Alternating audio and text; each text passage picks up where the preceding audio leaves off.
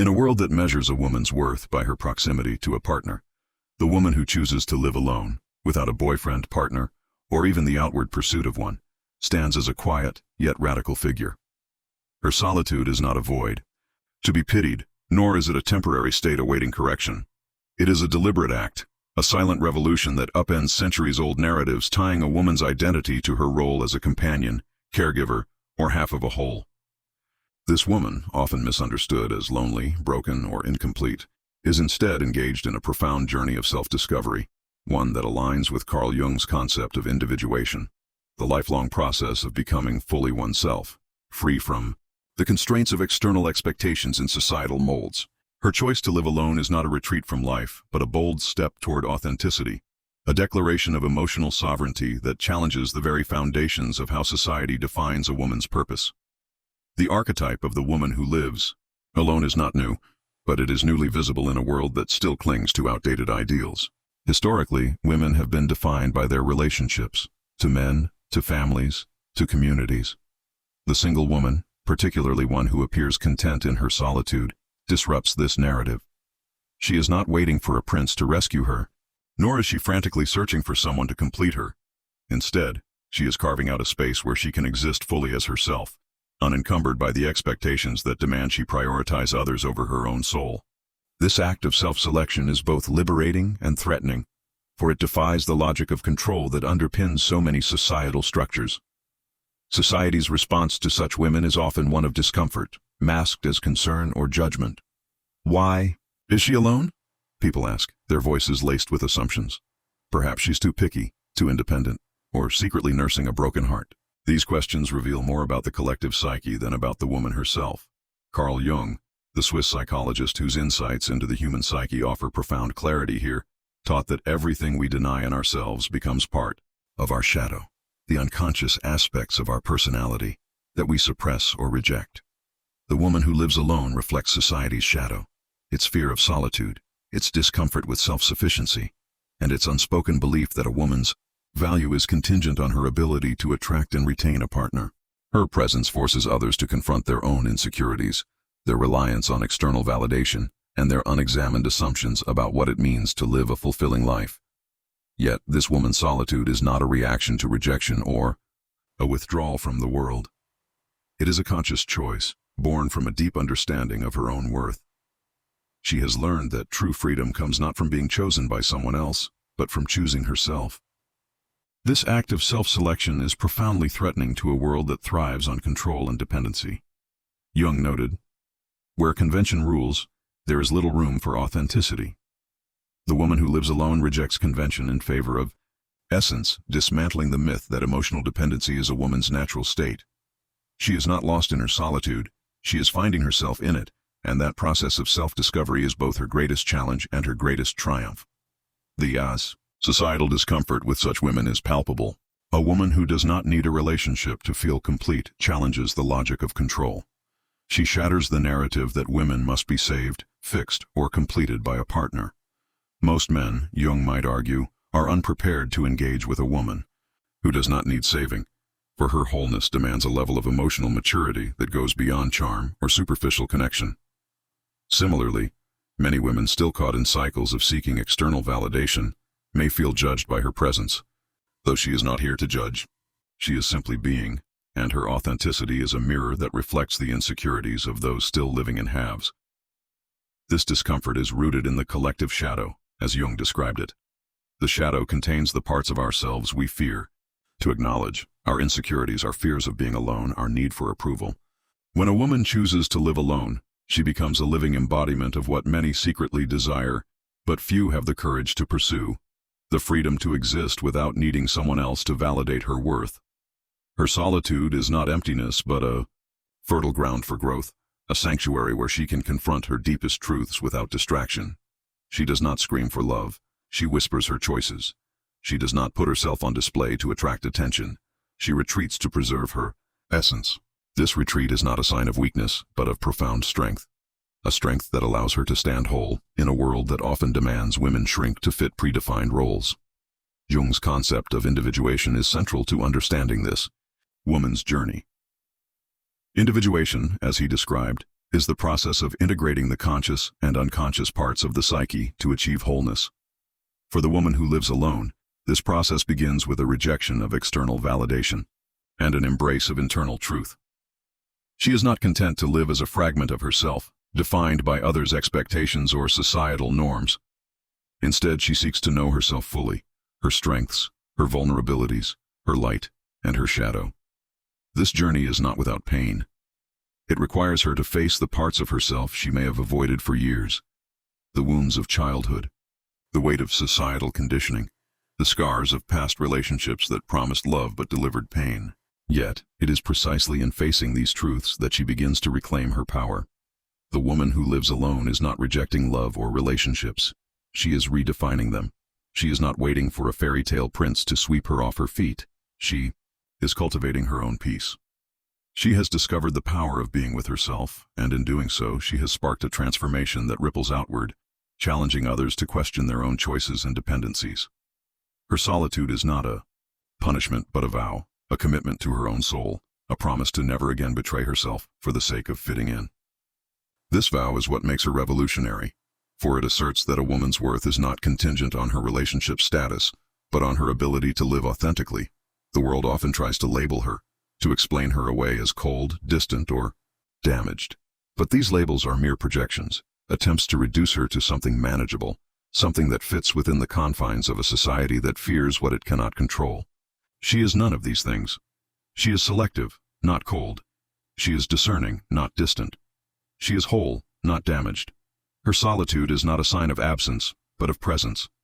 A presence so powerful that it shifts the energy of any room she enters. She is not hiding. She is preserving herself, building a sanctuary where her soul can thrive. This silent revolution is not about rejecting others but about embracing herself. It is about recognizing that true love begins within, and that no external relationship can substitute for the work of knowing and loving oneself. The woman who lives alone is not waiting for someone to complete her. She is already whole. She is not searching for a savior. She is her own salvation. And in choosing herself, she challenges the world to rethink what it means to be a woman, to be human, to be whole. Her journey is not without its critics. Society will continue to question her, to doubt her, to try to convince her that she is missing something, but she knows better. She knows that her solitude is not a lack but a choice to live on her own terms, to honor her own pace, to carve her own path.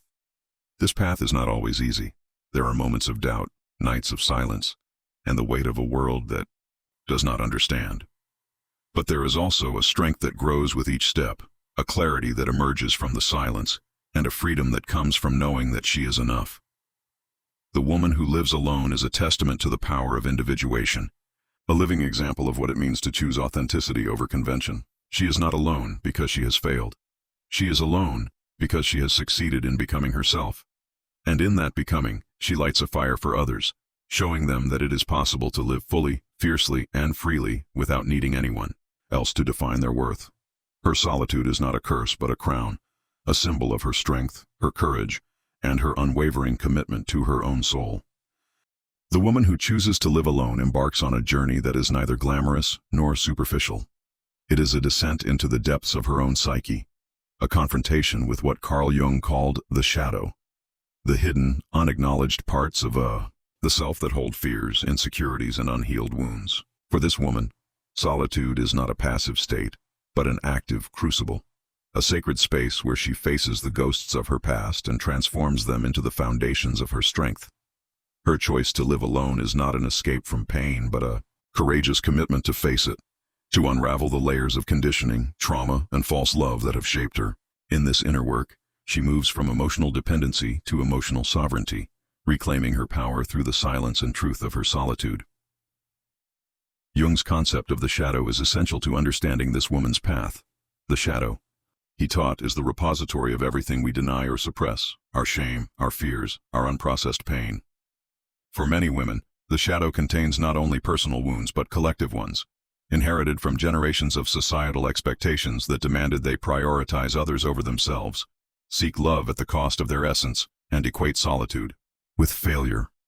These expectations are woven into the fabric of a woman's psyche from childhood, reinforced by fairy tales that promise salvation through a prince. by media that glorifies romantic love as the ultimate goal, and by cultural norms that subtly punish those who deviate from the script. The woman who lives alone refuses to follow this script. Instead, she turns inward, confronting the shadow that holds the pain of childhood abandonments, the weight of societal judgment, and the scars of relationships that promised love but delivered diminishment. This confrontation is not for the faint of heart. It requires her to revisit moments when she betrayed herself, times when she gave too much, begged for crumbs, or lost her identity in the pursuit of love that was never meant to nourish her. These are the ghosts she avoided for years, the unspoken wounds of a parent's neglect, the sting of a lover's betrayal, the quiet shame of believing she was not enough. In the silence of her solitude, these ghosts emerge, demanding to be seen. But rather than fleeing, she faces them. She names the pain, acknowledges the anger, and mourns the parts of herself she sacrificed to fit into molds too small for her soul. This process is grueling, often marked by tears, sleepless nights, and the disorienting unraveling of beliefs she once held as truth. Yet it is precisely in this unraveling that she begins to heal. Her decision to live alone is not born from an open wound, but from a scar that is finally closed. This healing is not a sudden epiphany, but a gradual awakening, a series of disappointments that stop hurting and start teaching. Each rejection, each unfulfilled promise, becomes a lesson in discernment. She learns that what the world calls love is often a transaction, a demand for her to shrink, to perform, to sacrifice her essence for the sake of another's comfort. She has loved until she lost herself, given until she was empty, and begged for what should have been freely offered. But at some point, she woke up. She realized that true love does not cage or consume. It liberates and supports. Her solitude is not a rejection of love, but a rejection of its counterfeit forms. Relationships that demanded her to be less than she is, to dim her light so another could shine. Jung taught that everything we do not face in ourselves, we project onto others. The woman who lives alone becomes a canvas for these projections. Society calls her cold, distant, or arrogant, unable to comprehend that her solitude is not absence, but presence. She is not hiding, she is preserving. She is not unreachable. She is selective. Her clarity, earned through years of inner work, makes her a mirror for others' insecurities. Those who fear solitude see her as a warning. Those who crave it see her as an inspiration. But she is neither. She is simply a woman who has faced her shadow and emerged stronger for it. Her solitude is a sanctuary, a space where she nourishes herself with silence and rebuilds herself with truth. This inner work transforms her relationship with herself. She learns to mother her own wounds, to hold herself in the way she once sought from others. She discovers that the validation she craved from a partner, a parent, or a society can only come from within. This realization is both painful and liberating. Painful, because it requires her to let go of the fantasy that someone else can save her. Liberating, because it empowers her to save herself. She builds a fortress, not to shut the world out, but to protect the sacred space within. This fortress is not made of stone but of self-respect, forged through the fires of her own trials. It is a place where she can be fully herself, without apology or compromise. The courage to face the shadow is what sets this woman apart. Many avoid this work, distracted by the noise of external relationships or the pursuit of fleeting pleasures. But she chooses the harder path. She dives into the unconscious, confronting the ancestral fears and inherited pain that have shaped her lineage. She breaks cycles of people-pleasing, of accepting less than she deserves, of seeking love that mirrors the abandonments of her past. This breaking is not easy. It requires her to say no to relationships that repeat old patterns, to walk away from connections that feel familiar but toxic, to choose solitude over the comfort of a half-hearted love. Each no is an act of self-respect, each step away a declaration of her worth. Her solitude is not a punishment, but a sanctuary. It is a space where she can listen to the quiet voice of her own soul, a voice drowned out for years by the demands of others. In this silence, she discovers her own rhythm, her own desires, her own truths. She learns to trust her intuition, sharpened by years of navigating a world that often tried to silence it. This intuition becomes her guide, helping her discern between what nourishes her and what depletes her. She no longer settles for promises or performances. She seeks presence and depth. Her standards are not about perfection, but about reciprocity. Love that meets her where she is, that honors her wholeness rather than demanding her to be less. The transformation that emerges from this inner work is profound. What society sees as coldness is, in fact, emotional maturity. Maturity is scary. Jung might argue because it demands presence, depth, and truth, qualities that require courage to embody. The woman who lives alone has faced her chaos, loved until she lost herself, and emerged with a clarity that allows her to stand firm in her truth. She is not driven by desperation or fear of being alone. She is guided by a commitment to her own growth. Her solitude is not a default state but a deliberate choice, a vow to remain loyal to her soul until a love arrives that does not ask her to betray it. This inner work also shifts how she moves through the world. Her presence is different, calmer, more grounded, more potent. She no longer seeks to fill voids with external connections. She overflows from within. She does not need to raise her voice to be heard. Her authenticity speaks louder than words. Wherever she goes, the energy shifts, subtly but unmistakably. This is not mysticism, but the weight of someone who has faced her inner wars and chosen to return in peace. She has learned to live with her fears without being defeated by them, to hold her pain without letting it define her, to love herself without needing someone else to prove her worth. The woman who lives alone is not without longing. She still desires connection, intimacy, and love, but she wants it without losing herself, without shrinking to fit someone else's expectations. She has spent too long trying to squeeze into molds too small for her soul, and now she only offers herself where there is room for her to be whole. This requires a level of maturity that goes beyond romance. It requires awareness, a willingness to face one's own shadow, and a commitment to love responsibly. Sadly, few are prepared for this.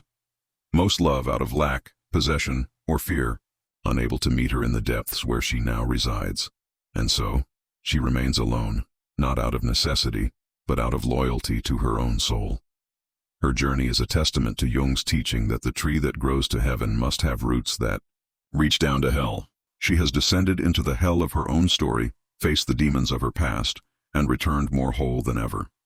This wholeness is her greatest gift, not only to herself but to the world. She is living proof that it is possible to heal, to grow, to thrive without depending on anyone else. Her solitude is not a sign of absence but a celebration of presence, a presence that challenges others to look within, to face their own shadows, and to choose a path of authenticity over conformity. The woman who chooses to live alone is not merely surviving in her solitude, she is thriving, radiating a presence that shifts the air around her. Her journey, marked by the inner work of facing her shadow, has forged her into a figure of quiet power, an embodiment of emotional maturity and authenticity. She does not seek love to fill a void or complete a missing piece. She seeks it as a choice, a celebration of her wholeness. In doing so, she redefines love, moving it from a need-based transaction to a soul-based alliance, one rooted in reciprocity, depth, and mutual growth. Drawing on Carl Jung's psychological insights, particularly his concept of projection, this chapter explores how her presence challenges societal norms, provokes discomfort, and demands a new standard for relationships, one that honors her essence rather than diminishing it. Jung taught that we project our unacknowledged desires, fears, and insecurities onto others, and the woman who lives alone becomes a canvas for these projections. Her independence, her refusal to conform to traditional expectations of women, and her quiet confidence unsettle those who cling to outdated narratives. Society often labels her as cold, unreachable, or overly selective, but these are not descriptions of her truth. They are reflections of others' shadows. Men who rely on female insecurity to bolster their own egos find her self-sufficiency threatening. Women still trapped in cycles of seeking external validation may feel judged by her presence. Though she is not here to judge, she is simply being, and her authenticity is a mirror that exposes the chains others wear, the dependencies they have yet to confront, and the fears they project onto her. This woman's approach to love is revolutionary because it demands emotional responsibility. She does not want to complete anyone, nor does she need anyone to complete her. Jung's concept of individuation, the process of integrating the conscious and unconscious parts of the psyche to achieve wholeness, illuminates her stance. Having faced her shadow, she has woven together her light and darkness, her strengths and vulnerabilities, into a tapestry of self-awareness. She is whole, not in the sense of perfection, but in the sense of completeness, a state that allows her to approach relationships from a place of overflow rather than lack. She seeks a soul alliance, a connection where both partners are whole, where neither must dim their light for the other to shine, where love is a mutual celebration rather than a mutual crutch. This redefinition of love is unsettling to a world accustomed to relationships built on dependency or power dynamics. The woman who lives alone does not play those games. She has no interest in being saved, fixed, or molded into someone else's ideal. She wants to be seen, truly seen, for the entirety of who she is, her laughter and her tears, her silence and her storm, her tenderness and her strength. Seeing her requires courage, for it demands that her partner dive into the same depths she has already navigated. It requires emotional maturity, a willingness to face one's own shadow, and a commitment to love without possession or control. Sadly, few are prepared for this. Many still love out of need, fear, or habit, unable to meet her where she stands. And so, she remains alone, not out of necessity, but out of loyalty to her own soul. Her standards are not about perfection, but about reciprocity.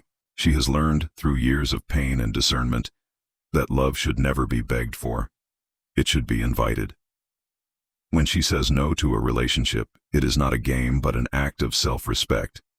When she walks away from a connection that lacks depth, it is not drama but self-defense. When she chooses solitude over shallow company, it is not arrogance but clarity.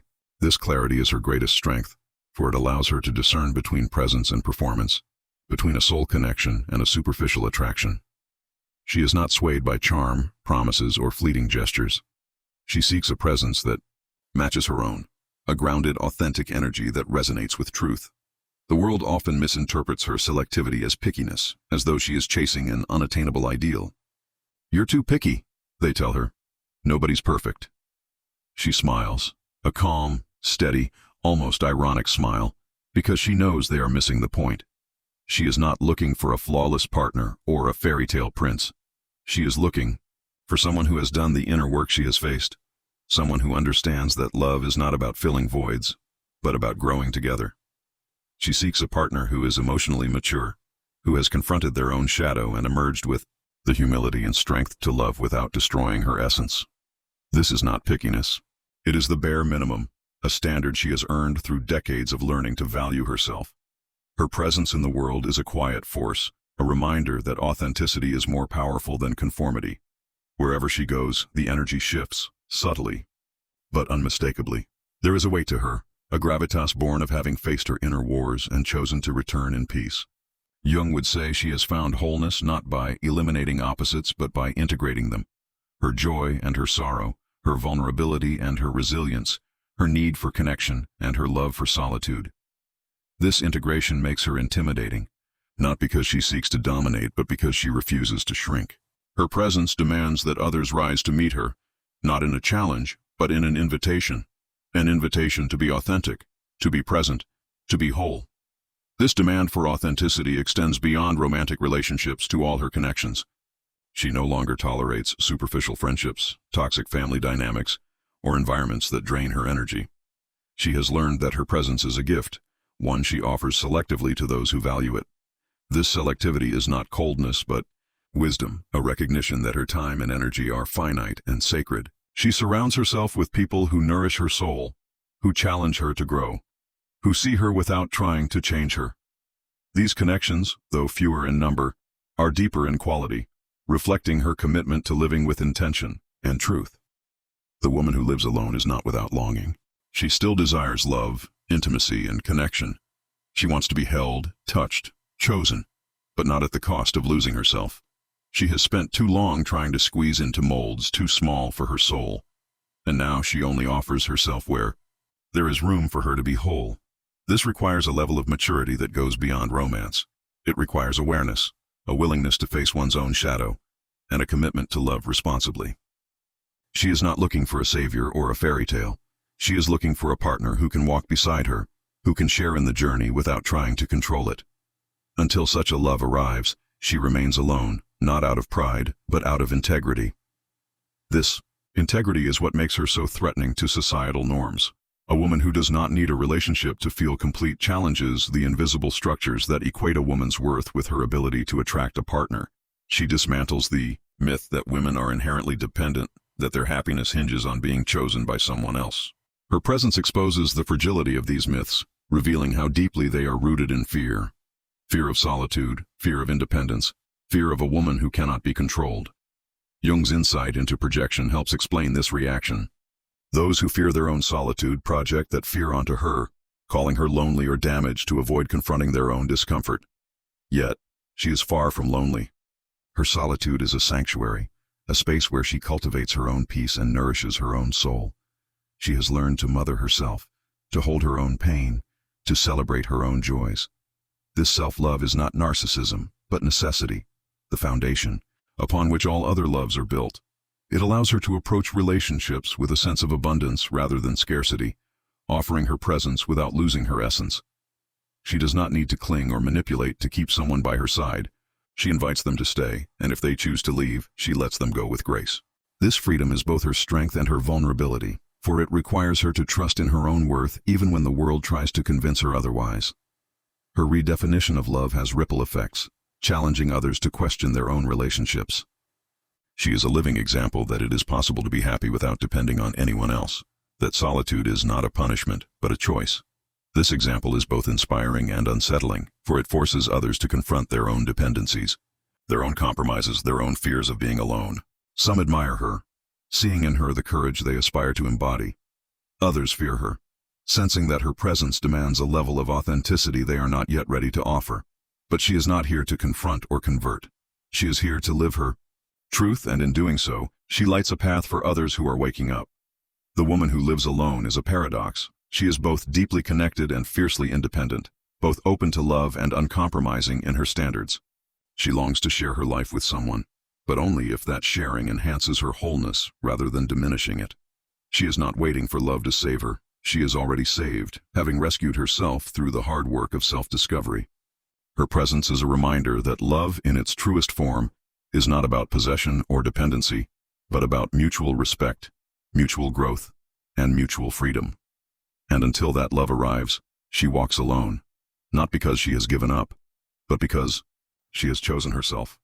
The woman who chooses to live alone without a man is more than an individual navigating her own path. She is an archetype, a living symbol of emotional freedom, authenticity, and feminine power. Her journey, marked by the courage to face her shadow, the clarity to redefine love, and the strength to stand whole in her solitude, embodies Carl Jung's concept of individuation, the process of becoming fully oneself by integrating all aspects of the psyche.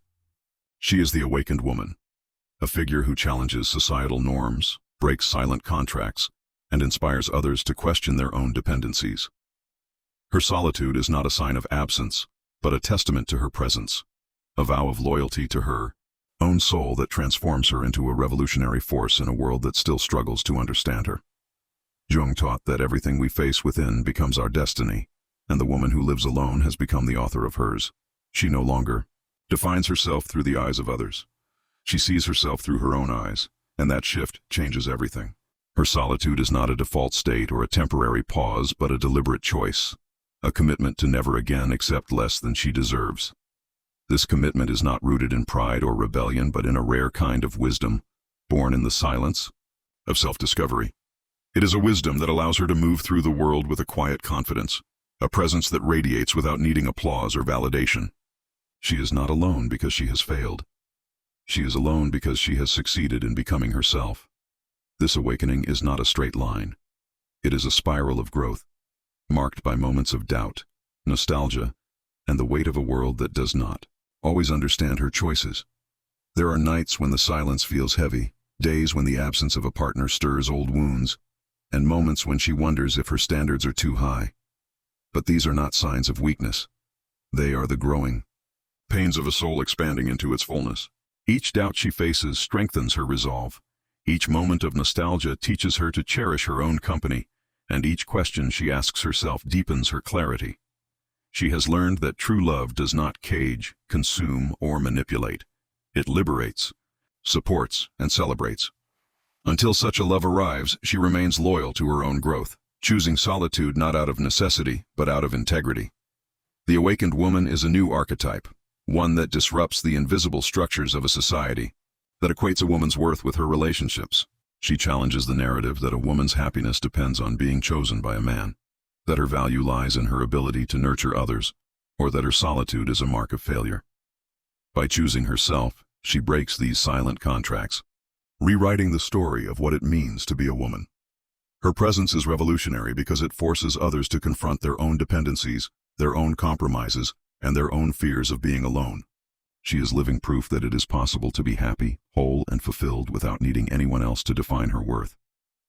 Jung's concept of individuation illuminates her journey. Individuation, he wrote, is the process of integrating the conscious and unconscious parts of the psyche to achieve wholeness. For the awakened woman, this process has been a descent into the depths of her own soul, a journey through the hell of her wounds, the shadows of her fears, and the inherited pain of generations of women before her. She has faced the ancestral patterns that conditioned her to seek love at the cost of her essence, to prioritize others over herself, to equate solitude with lack. She has broken these cycles, saying no to relationships that repeat toxic scripts, refusing to accept crumbs out of fear of being alone, and choosing to build a life that reflects her truth rather than society's expectations. This breaking of cycles is not just personal, it is archetypal. She is not only healing herself but also the collective wounds of women who have been taught to shrink, to serve, to sacrifice. Her solitude is a rebellion against these inherited roles, a declaration that women were not born to be shaped but to overflow. In accessing this ancient wisdom, she taps into a memory that predates modern conventions, a memory of the wild woman, intuitive and emotionally sovereign, who lives in communion with her own destiny. This archetype is not new, it is ancient, buried beneath layers of cultural conditioning, and the awakened woman is bringing it back to the surface, embodying it with every step she takes. Her presence is a mirror, reflecting both admiration and fear. Those who are also seeking wholeness admire her, seeing in her the courage they aspire to embody. They are drawn to her authenticity, her refusal to compromise, her quiet strength. Others, still living in halves, fear her. Her wholeness exposes their own fragmentation, her independence their own dependencies, her clarity their own confusion. Jung's insight into projection explains this reaction.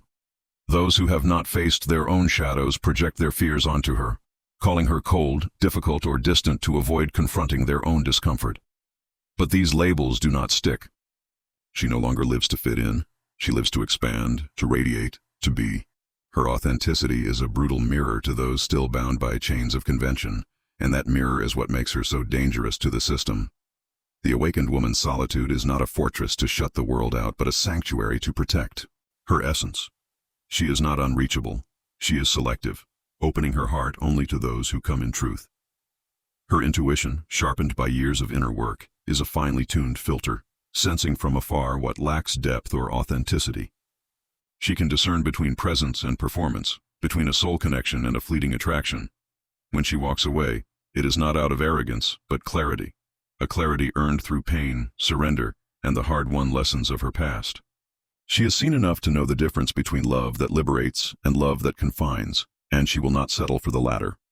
This selectivity extends to all areas of her life. She surrounds herself with people who nourish her soul, who challenge her to grow, who see her without trying to change her. Her friendships are deep, her boundaries firm, her energy sacred. She no longer wastes time on shallow connections or environments that drain her. This is not coldness, but wisdom, a recognition that her presence is a gift she offers intentionally.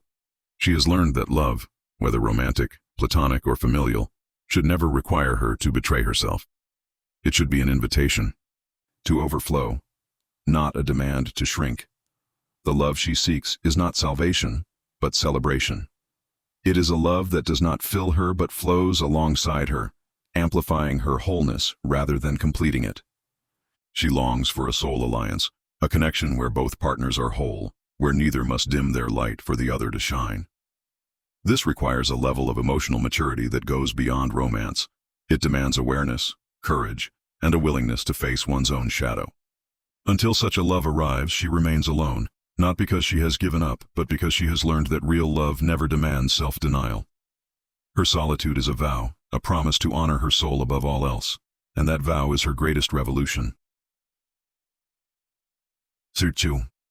Awakened woman's impact is not limited to her own life. It ripples outward, challenging societal norms and inspiring others to awaken. She is a beacon for those who are ready to question the narratives that bind them, to face their own shadows, to choose authenticity over conformity. Her presence lights little fires in the hearts of others, particularly women who have felt the pull to become more than what the world expects. She shows them that it is possible to rebuild without hurry, to live without fear, to love without losing oneself. Her journey is a call to action, not a loud proclamation, but a quiet invitation to embrace one's own truth. Jung wrote that those who look outward dream, but those who look inward awaken. The awakened woman has looked inward, and in doing so, she has become a force of transformation. Her solitude is not a punishment but a crown, a symbol of her strength, her courage, and her unwavering commitment to her own soul. She does not need applause or public validation. Her confidence is quiet, her power subtle but undeniable. She moves through the world with a presence that shifts the energy around her, a reminder that true power lies not in controlling others but in mastering oneself. The world will continue to try to convince her she is missing something, offering distractions, shallow promises, or plastic versions of love.